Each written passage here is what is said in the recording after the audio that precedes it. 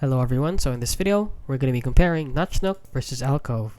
So if you don't know what these two are, Notchnook transforms the MacBook Notch into an interactive hub, offering widgets like media controls, calendar events, a file tray, and a webcam preview. While Alcove, on the other hand, brings the iPhone's dynamic island experience to macOS, providing real-time notifications, live activities, swipe gestures, and customizable HUDs. Now let's go over their pros and cons, starting with Notchnook here. So Notchnook's pros is that it offers a variety of widgets, including media controls, calendar, and file tray, as you can see right here from the preview. It also supports multi-monitor setups, and it is available via set app subscription.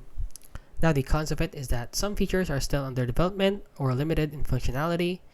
The user interface may feel less polished compared to alternatives, and limited support for third-party media apps. Now let's discuss the pros and cons of Alcove right here. So the pros of Alcove is that it seamlessly integrates dynamic island-like features into macOS.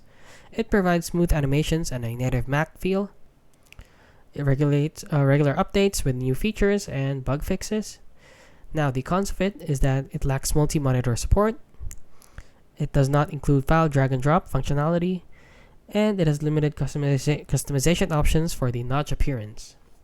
So which one should you choose? So you should choose Notchnook if you desire a customizable notch experience with various widgets and multi-monitor support, and opt for Alcove if you prefer a sleek dynamic island interface with smooth animations and real-time notifications.